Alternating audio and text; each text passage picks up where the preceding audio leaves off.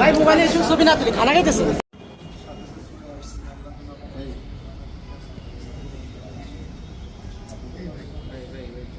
ছবি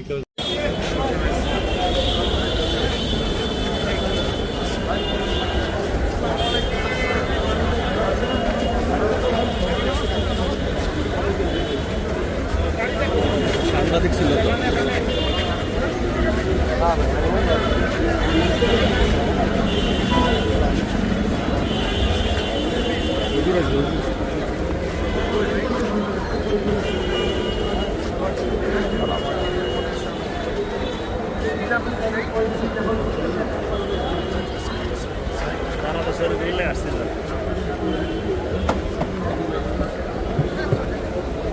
অবশ্যই বিচার হওয়া দরকার এবং আমি সবাইকে অনুরোধ করব, প্রশাসনকে অনুরোধ করব যেন উত্তপ্ত পরিবেশ সৃষ্টি হওয়ার আগেই এটা তদন্তের ভিত্তিতে আসামিদেরকে গ্রেফতার করা হোক এবং বিচারের আওতায় আনা হোক।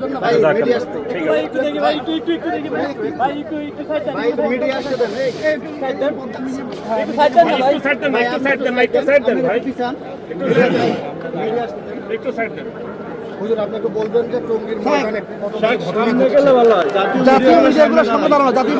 জাতীয় মিডিয়া আমি মনে করি এটা সাবাইদের কাজ, যেরকম জঙ্গে জামালের মধ্যে সাবাইরা উভয় গ্রুপের মধ্যে আক্রমণ করেছিল। আমি মনে করি এটা সাবাইদের কাজ, যারা দোষী সঠিক তদন্তের ভিত্তিতে, নিরাপত্তা তদন্তের ভিত্তিতে আসামিদের গ্রেফতার করা হোক এবং তাদেরকে বিচারের আওতায় আনা হোক, এটা আমি দাবি করি। এবং আমি চাই যে সরকার ভূমিকা রেখে এই উভয়ের মধ্যে সমাধানের যে পদ্ধতি আছে সেই পদ্ধতি অ্যাপ্লাই করার মধ্যে সুস্থ তদন্তের ভিত্তিতে সবাইকে সুন্দর একটা জীবনযাপন করার এবং দিনে দাওয়াত দেওয়ার একটা ব্যবস্থা করা। দেশবাসীর মধ্যে কিন্তু আমরা সবাই জানি যে তাবলীগ তারা দাওয়াতি কাজ করে, ইসলাম প্রচারের ভূমিকা রাখে। তো সেক্ষেত্রে এরকম একটা ঘটনা এটাকে মুসলিম সমাজের জন্য, দেশবাসীর জন্য কোনো খারাপ বার্তা দিচ্ছে কিনা? আমি তো আগেই বলছি এটা সাবাইদের কাজ। যেরকম জঙ্গে জামালে উভয় পক্ষ ঘুমিয়েছিল, সাবাইরা রাত্রে উভয় পক্ষের উপর আক্রমণ করেছে। আমি মনে করি এটাও সাবাইদেরই কাজ, এটা ইসলামের দুশ্মনরা এই কাজটা ঘটিয়েছে। এক্ষেত্রে করণীয় কি? করণীয় এটা সুস্থ তদন্তের ভিত্তিতে যারা দোষী তাদেরকে গ্রেফতার করতে হবে, বিচারের আওতায় আনতে হবে এবং সমাধান করতে হবে। দুই পক্ষের জন্য আপনার কোনো বার্তা আছে কি?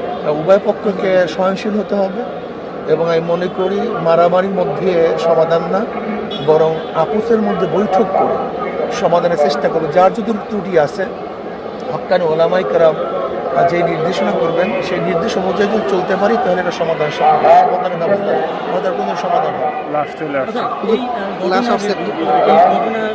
যে বিষয়গুলো যদি আপনি কি জেনেছেন এই তথ্য?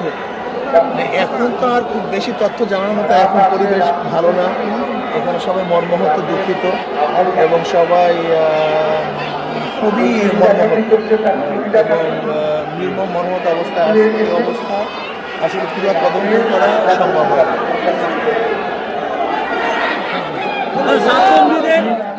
তারা যে এই কার্যক্রম ঘটানোর মধ্যে তাদেরকে বলা হচ্ছে, আপনারা কি মনে করছেন আসলে?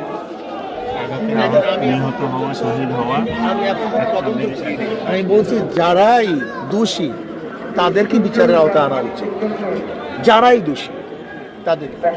আমরা সবাইকে ধন্যবাদ। দর্শক